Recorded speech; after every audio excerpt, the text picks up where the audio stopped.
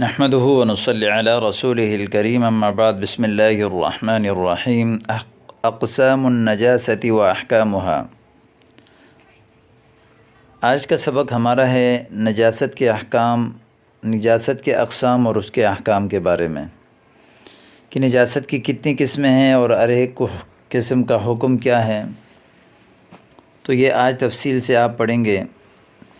نجاست کے پاکی کے بارے میں، نجاست سے پاکی حاصل کرنے کے بارے میں اللہ تعالیٰ کا فرمان ہے، قال اللہ تعالی وثیابک فطہر،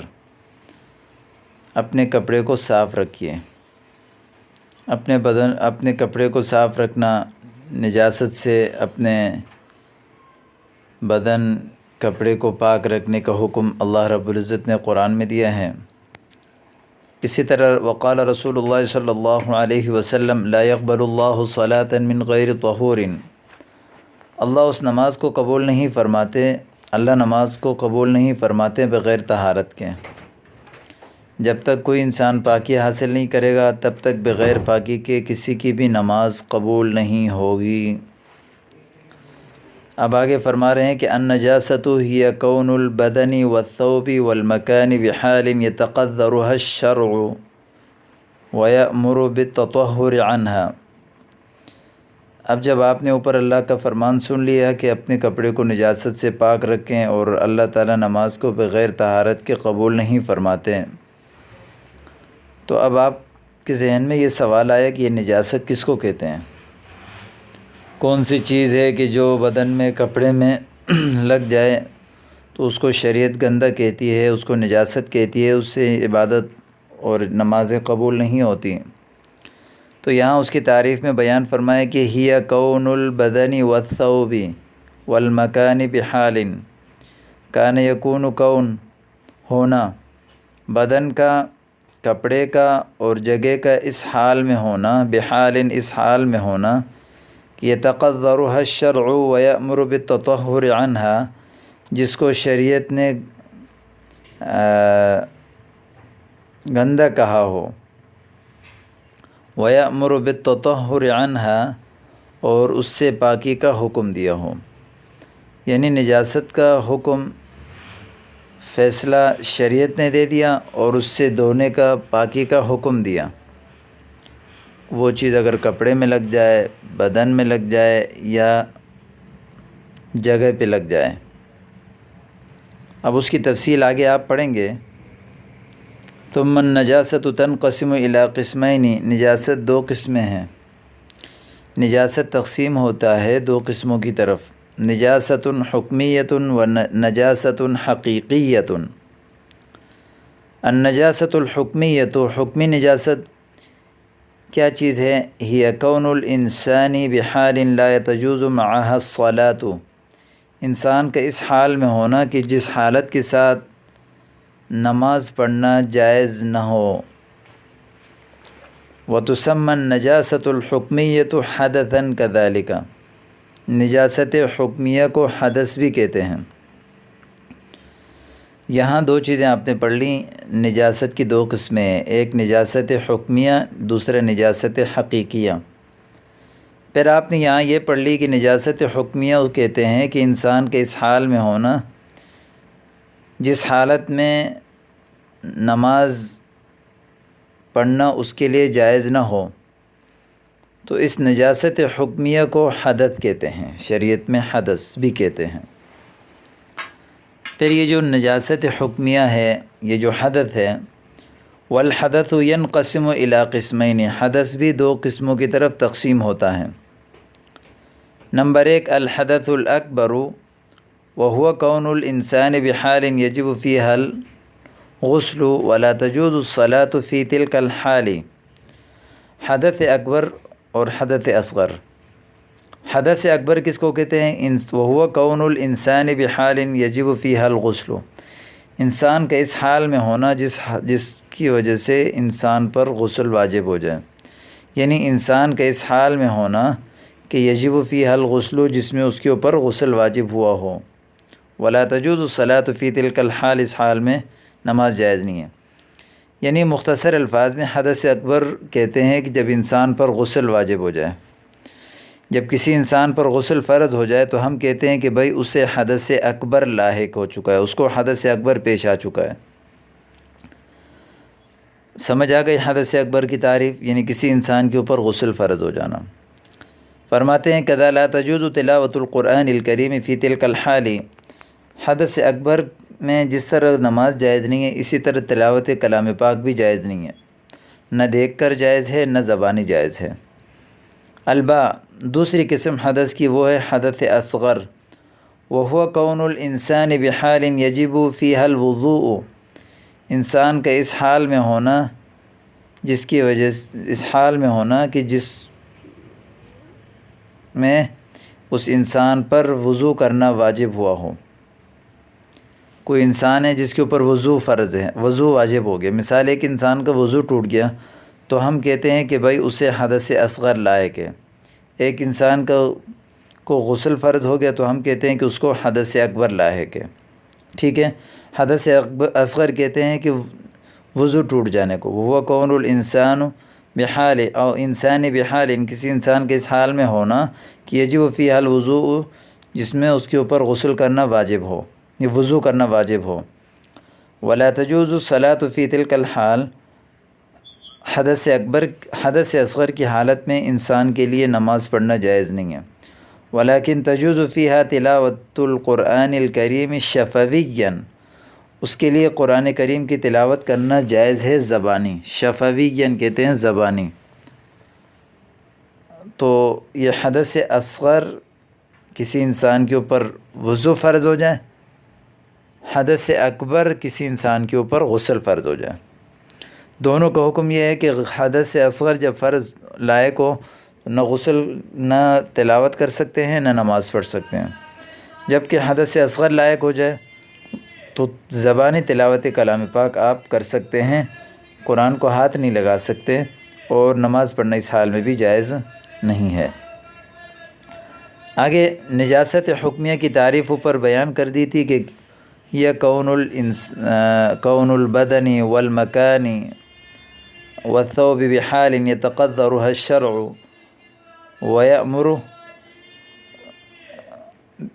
بالتطہر عنها، یہاں سے نجاست حقیقیہ کی تعریف بیان کر رہے ہیں۔ یہ القذارۃ التي يجب على المسلم ان يتنزه، قذارہ گندگی کو کہتے ہیں، وہ گندگی ہے التي يجب على المسلم، جو مسلمان پر ضروری ہے کہ ان يتنزه، اس سے بچے، عنها ويغسل ما اصابه منها، اور جو اس کو اس گندگی میں سے اگر لگ جائے تو اس کو دھونا ضروری ہے، اس کو دھوئے۔ نجاست کی تعریف یہاں پر نجاست حقیقیہ کی ہے کہ یہ القذارۃ التي يجب على المسلم ان يتنزه عنها، وہ گندگی ہے جس سے مسلمان کو بچنا ضروری ہے، واجب ہے، اور ويغسل ما اصابه منها، اور وہ گندگی اگر اس سے لگ جائے تو اس کو دھونا بھی ضروری ہے۔ والنجاسۃ الحقیقیۃ تنقسم كذلك الى قسمین، جس طرح نجاست حقیقیہ کی بھی فرماتے ہیں کہ اسی طرح دو قسمیں ہیں، جس طرح نجاست حکمیہ کی دو قسمیں تھیں اسی طرح نجاست حقیقیہ کی بھی دو قسمیں ہیں۔ نمبر 1 النجاست الغلیظہ، نجاست غلیظہ، بڑی نجاست، وہی التي ثبتت نجاستها بدلیل لا شبہۃ فیہ، نجاست غلیظہ وہ ہے کہ جس کے نجاست ہونا ثابت ہو ایسے دلیل کے ساتھ کہ اس دلیل میں کوئی شبہ نہ ہو، ایسے مضبوط دلیل کے ساتھ اس کی نجاست ہونا ثابت ہو کہ اس میں کوئی، اس دلیل میں کوئی شبہ، کوئی شک کی گنجائش نہ ہو۔ امثلۃ النجاست الغلیظہ، اب نجاست غلیظہ کون کون سے ہیں وہ آپ دیکھ لیجئے۔ الدم المسفوح، بہنے والا خون یعنی نکلا ہوا خون، الخمر، شراب، لحم المیتۃ وجلدها، مردار کا گوشت اور اس کی کھال، وبول الحیوان الذی لا یؤکل لحمہ، اس حیوان کا پیشاب جس کو گوشت نہیں کھایا جاتا، حرام جانور کے پیشاب مراد ہے۔ وفضلۃ الکلب، کتے کا جوٹا، وفضلۃ السباع ولعابها، درندوں کا جوٹا اور ان کا لعاب، خرء الدجاجتی والبطتی، مرغی اور بطخ کی بیٹ، کل شیء ینتقد الوضوء بخروجہ من بدن الانسان، اور ہر وہ چیز جو انسان کے بدن سے نکلنے سے وضو ٹوٹ جائے، جس کے انسان کے بدن سے نکلنے کی وجہ سے وضو ٹوٹ جائے، وہ بھی نجاست غلیظہ ہیں۔ تو یہاں 8 قسمیں آپ نے نجاست غلیظہ میں پڑھ لی ہیں، بہا و خون، شراب اور مردار کا گوشت اور اس کی کھال، اور اس کی کھال کو اگر دباغت دیں تو دباغت دینے کے بعد وہ پاک ہو جاتا ہے، لیکن دباغت سے پہلے وہ بھی نجاست غلیظہ میں شمار ہوتا ہے۔ اس حیوان کا پیشاب جس کا گوشت ہم نہیں کھایا جاتا، کتے کا جوٹا، درندوں کا جوٹا اور ان کا لعاب، بطخ اور مرغی کی بیٹ، ہر وہ چیز جس کے انسان کے بدن سے نکلنے کی وجہ سے اس کا وضو ٹوٹ جائے، وہ بھی نجاست غلیظہ میں شامل ہے۔ اب یہاں سے نجاست غلیظہ کا حکم، کہ اس کا حکم کیا ہے؟ یعفى عن النجاسة الغلیظة اذا كانت قدر الدرہم، جب نجاست غلیظہ 1 درہم کے برابر ہو تو معاف ہے،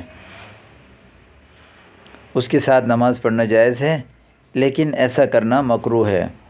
فإن زادت النجاسة الغلیظة على قدر الدرہم،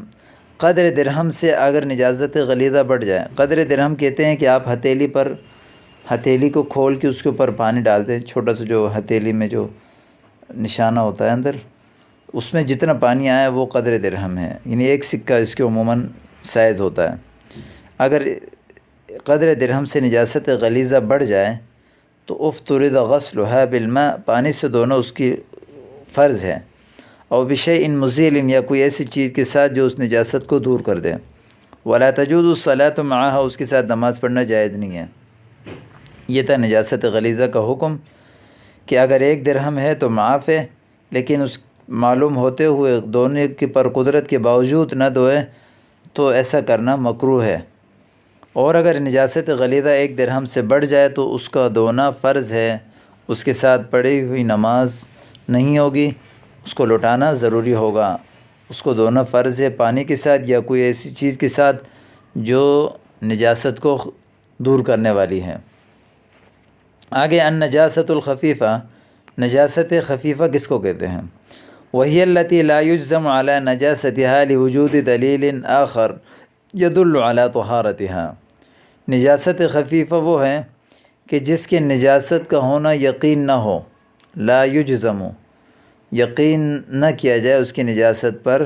لوجود دلیل آخر، دوسری دلیل پائے جانے کی وجہ سے، يدل على طہارتها، جو اس کی طہارت پر دلالت کرے۔ چونکہ ایک دلیل نجاست پر دلالت کرتی ہے، دوسری دلیل جو ہے وہ اس کی طہارت پر دلالت کرتی ہے، تو اس وجہ سے اس کی نجاست کا نہ ہونا یقین نہیں ہوا، اس وجہ سے اس کو نجاست خفیفہ کہتے ہیں۔ امثلۃ نجاست الخفیفہ، نجاست خفیفہ کی مثالیں یہاں سے دے رہے ہیں۔ بول الفرس، گھوڑے کا پیشاب، بول الحیوان الذی یؤکل لحمہ، اس حیوان کا پیشاب جس کا گوشت کھایا جاتا ہے، جیسے اونٹ، گائے، والغنم، بکری۔ خرء الطیر الذی لا یؤکل لحمہ، اس پرندے کی بیٹ جس کا گوشت نہیں کھایا جاتا۔ یہ 3 مثالیں ہیں نجاست خفیفہ کی۔ حکم النجاست الخفیفہ، نجاست خفیفہ کا حکم۔ قد عفی عن النجاست الخفیفۃ ما لم تکن کثیرۃ، نجاست خفیفہ معاف کیا گیا ہے جب تک زیادہ نہ ہو جائے۔ وقدر الکثیر بربع الثوب والبدن، اور زیادہ کی مقدار بیان کی گئی ہے 1 کپڑے کی چوتھائی یا 1 بدن کی چوتھائی۔ اس سے کیا مطلب؟ کپڑے کی چوتھائی یا بدن کی چوتھائی ہے، پوری قمیص کی نہیں۔ مثال کے طور پر میرے آستین ہے، کندھے سے لے کر ہاتھ کے گٹھوں تک، یہ ایک بدن ہے، ایک عضو ہے، اس عضو میں جتنا کپڑا ہے اس کپڑے کی ایک چوتھائی 4 حصہ کر کے ایک حصے پر اگر لگ جائیں تو وہ پھر کثیر شمار ہوگا، اگر ایک چوتھائی سے کم ہو تو وہ پھر قلیل شمار ہوگا۔ اسی طرح آپ دامن لے لیں، چونکہ دامن ایک مستقل وہ ہے تو دامن کا الگ حساب ہوگا، اسی طرح ٹوپی کا الگ ہوگا، اسی طرح شلوار کا الگ ہوگا، اسی طرح ران کا الگ ہوگا، تو ان ساری چیزوں کا الگ الگ شمار کیا جاتا ہے۔ یعنی کہ پورے سر سے لے کر پاؤں تک کے کپڑے کی چوتھائی مراد ہو، ایسا ہرگز نہیں، بلکہ ہر عضو کے کپڑے کا مراد ہے یہاں۔ قَذَا عُفِيَ عَنْ رَشَاشِ الْبَوْلِ إِذَا كَانَ مِثْلَ رُؤُوسِ الْإِبْرِ۔ اسی طرح پیشاب کی چینٹیں معاف ہیں جب وہ سوئی کے سر کے برابر چھوٹے چھوٹی چینٹیں لگ جائیں، اب انسان کو پتہ نہیں کہاں کہاں لگ گئے تو وہ تلاش کرتا رہے گا تو مشقت میں پڑ جائے گا، اس وجہ سے وہ بھی معاف ہے۔ اذا ابتل الثوب النجس، جب نجس کپڑا تر ہو جائے، او الفراش النجسی، یا نجس بچھونا، بعرق نائم، سونے والے کی پسینے سے۔ ایک بندہ سو رہا تھا، اس کے نیچے نجس کپڑا تھا یا اس کے نیچے نجس بچھونا تھا، جب وہ بندہ سو گیا، زیادہ گرمی کی وجہ سے اس کے پسینے نکلے اور وہ فرش اور وہ کپڑا گیلا ہو گیا، او بلل قدم، کسی انسان کی قدم کی تری کی وجہ سے، اذا ظہر اثر النجاست فی البدن او فی القدم، اگر اس تر ہونے کی وجہ سے اس بچھونے کا یا اس کپڑے کا ان کے نجاست کا اثر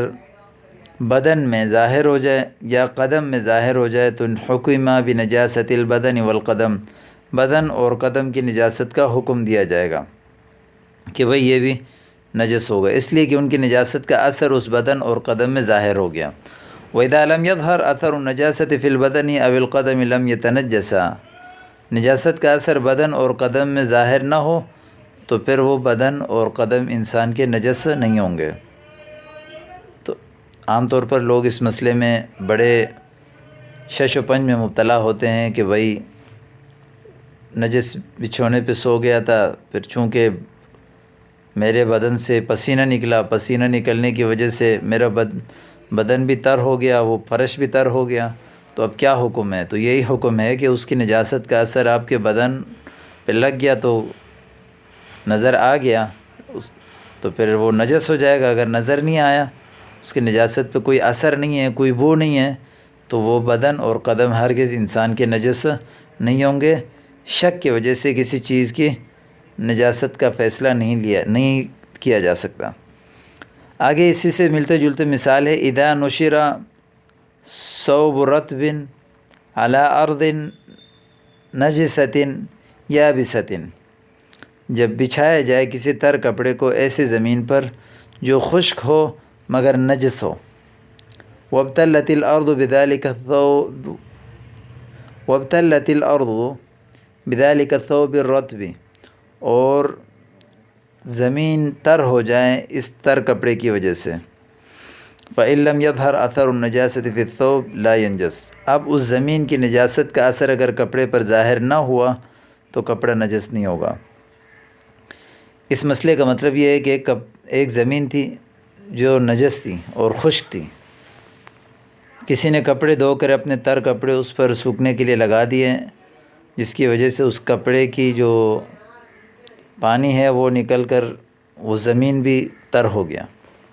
تو آیا اب وہ کپڑا بھی ناجس ہوگا یا نہیں ہوگا؟ تو فرماتے ہیں کہ زمین کی نجاست کا اثر اس کپڑے پہ ظاہر نہیں ہوا تو وہ نجس نہیں ہوگا، ظاہر ہوگا تو پھر نجس ہو جائے گا۔ لو لف ثوب طاہر یابس فی ثوب نجس رطب، اگر کسی پاک کپڑے کو لپیٹ لیا جائے، پاک خشک کپڑے کو لپیٹ لیا جائے ایسے کپڑے میں جو نجس ہے لیکن تر ہے، بحیث اتنا تر ہے کہ لو عصرا اس کو نچوڑ لیا جائے تو لو عصر ذلك الثوب الرطب، اس تر کپڑے کو اگر نچوڑ دیا جائے تو لا یخرج الماء، اس سے پانی نہ نکلے تو لا ینجس الثوب الطاہر، تو وہ پاک کپڑا نجس نہیں ہوگا۔ مثال ایک کپڑا تھا پاک سوکھا اور دوسرا کپڑا تھا تر، لیکن وہ تر ایسا تر تھا کہ جس سے پانی نہ نکلے۔ اگر اس تر کپڑے کو آپ اگر نچوڑ دیں تو اس سے پانی ہرگز نہ نکلے، تو ان دونوں کو ایک ساتھ لپیٹنے کی وجہ سے وہ خشک پاک کپڑا ناپاک نہیں ہوگا۔ اذا حبت الريح على نجاست، جب ہوا چلے کسی نجاست پر، ثم اصابت ثوبا رطبا، اور پھر اس نجاست کو لے کر جا کے کسی تر کپڑے پر وہ ہوا لگ جائے، تو تنجس الثوب ان ظہر فیہ اثر النجاست، تو وہ کپڑا نجس ہو جائے گا اگر اس میں نجاست کا اثر ظاہر ہو گیا، اس لیے کہ ہوا نجاست کو اڑا کر اس تر کپڑے پر اس کے نجاست ظاہر ہو گئے، تو اس میں چونکہ نجس ہونے میں کوئی شک نہیں ہے، تو لہذا اس پہ نجس کا فیصلہ لگایا جائے گا۔ وَلَمْ يَتَنَجَّسْ إِن لَمْ يَظْهَرْ فِي الثَّوْبِ أَثَرُ النَّجَاسَةِ، اور نجس نہیں ہوگا اگر کپڑے میں نجاست کا اثر ظاہر نہ ہوا تو یہ کچھ سبق تھا نجاست کے حوالے سے، چونکہ سبق کا تعلق ان کے ساتھ جڑا ہوا تھا، اس لیے ذرا سبق لمبا تو ہو گیا، لیکن آپ ان کو بار بار سنیں اور یاد کریں کہ حدث کی دو قسمیں، حدث اصغر، حدث اکبر، اور اسی طرح نجاست کی دو قسمیں، نجاست غلیظہ، نجاست خفیفہ، اور پھر نجاست خفیفہ کی کچھ مثالیں اور نجاست غلیظہ کی کچھ مثالیں۔ آپ اس سبق کو یاد کریں، امید کرتا ہوں کہ آج کا سبق آپ کو سمجھ میں آیا ہوگا۔